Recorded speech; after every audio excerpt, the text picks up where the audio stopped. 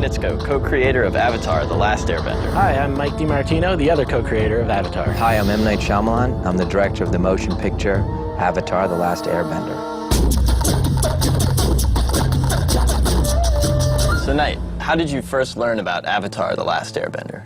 Actually from my daughter, who's 7, and she was obsessed with this show, but I really didn't pay attention to what she was, obsessed about. She's like, oh, this is this show. I'm like, okay, honey, we're gonna go out, and it's on again, it's on again. And I was like, okay, I'll put it on for you. And then for Halloween, she wanted to be Katara. And I'm like, that's what she wanted to be. And I was like, what is this Katara thing? And so she told me all about it. We had to look it up and all this stuff. Still it hadn't hit. And then one day we were in the video store, and she said, the first season's on DVD, can I get it? And I was like, okay, she really loves this, let's watch. So we all had dinner, and the 4 of us watched it. The whole family sat down and watched it. We just kept watching the next episode, and we came up in the kitchen, and I opened the fridge up, and I said, this would make a great movie. And then everybody was like, yeah! So that's how it started. Awesome. So, Nate, what attracted you to want to make the Avatar live-action movie? The martial arts was a big thing for me. I really was looking for something to do where I could do these cool fighting scenes and everything, and Avatar had such a beautiful way of doing that, and the supernatural with all the elements, that's another huge thing for me. And then it's kind of based on all this Eastern stuff, with kind of the reincarnation of the Avatar. It's a really beautiful, beautiful ideas behind it. So, there was a lot of reasons why I wanted to make this movie. What do you think about that? I think that's great. So you've seen the first 2 episodes of season 3. Are you excited for the rest of the season and the finale of Avatar? I can't wait. We've been watching the first 2 over and over and over at our house here, and strangers come in and they're like, what's that? We're like, no, it's nothing, don't look at that. And every time we get a free time, we put it in. It's just so exciting. So we're just dying. We're completely devoted to the show.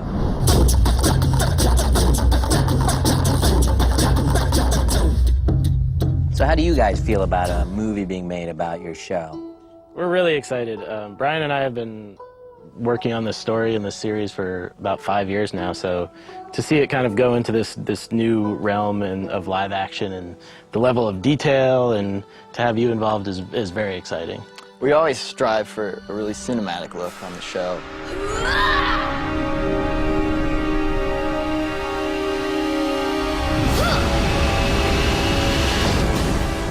And I think, doing it in TV, it's always a challenge. It's really hard. So it's going to be great to see this story and these characters taken to their fullest visual potential.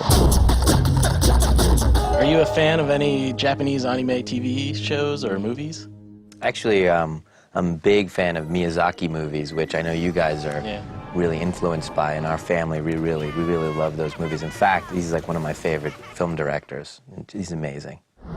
So what are some of the challenges visually for translating Avatar from an animated TV show into a big, huge live-action movie? Well, when you guys write a scene and says, oh, it's the North Pole, and you can do that we got to go and be in Arctic weather for months on end. I'm gonna be cursing you guys.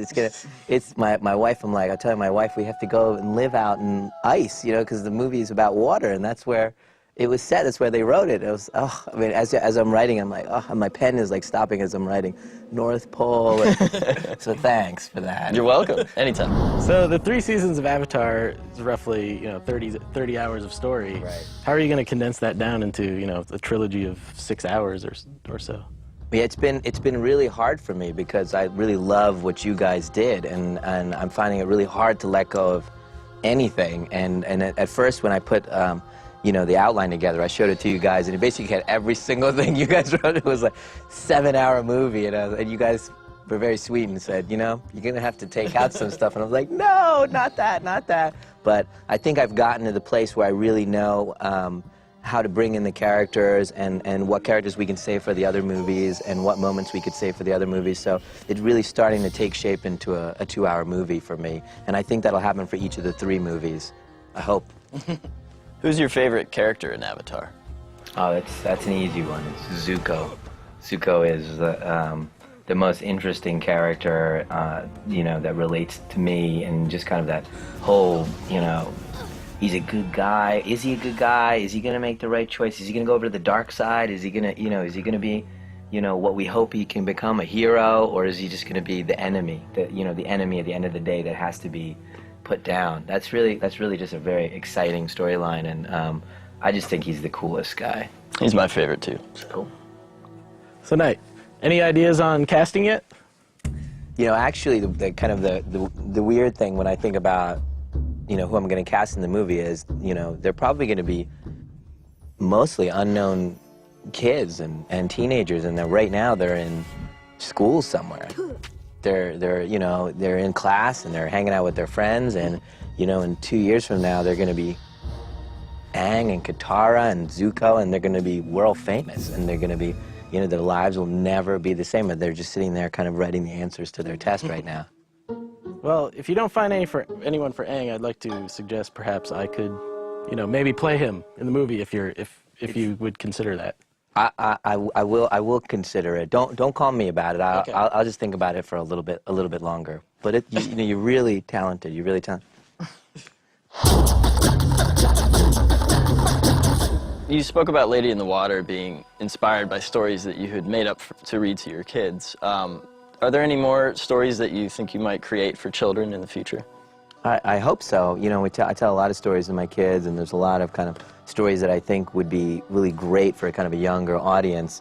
I mean, I've always kind of gone back and forth between kind of like the scarier movies I make for the adults and the kind of the kid movies, because I wrote Stuart Little, which I really enjoyed that process, and now I get to do Avatar in this kind of wonderful mix of different genres for me. So I feel really excited about spending, I guess the next 6 years making these movies for a whole, generation of kids around the world. It's really, exciting, and hopefully after that I'll keep doing that kind of stuff.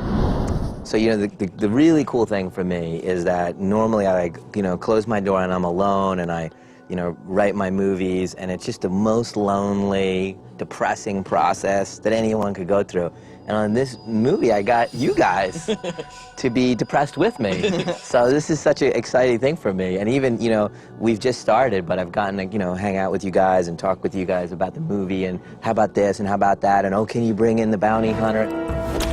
All these questions I have for you guys, and the emails we send back and forth, and it's just been super, super exciting for me to kind of think of making a movie where there's 3 of us kind of working together, figuring out how to tell this story.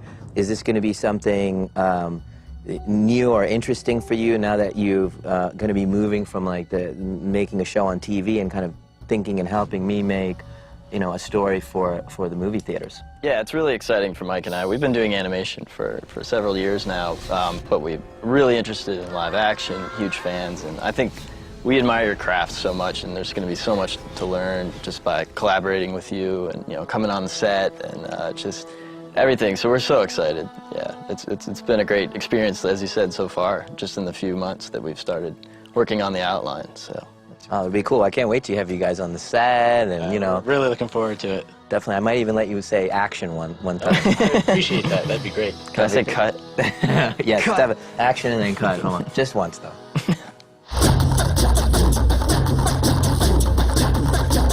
All right, guys. What happens at the end of season 3?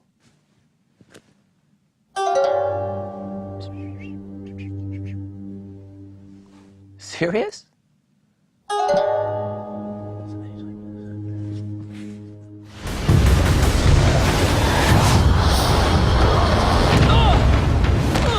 That's sweet. That is going to be sweet. So, Knight, as you know, Avatar has a lot of fans all over the world. Anything you want to say to them? This is the first movie I'm directing that didn't come from an idea of mine, and it's really the first time ever I felt in love, to the point where I was like, I'm going to give my life for, as it turns out, 6 years to this project, and it really is going to be everything to me for the next 6 years. So it's a life passion, and in many ways it'll be maybe the biggest thing that I'll ever do. Well, we thank you for your enthusiasm and appreciate all your hard work, and we look forward to the Avatar live-action movie. Hey, and thank you guys for making the coolest mythology I've ever seen. Thanks. Check out Avatar, only on Nickelodeon.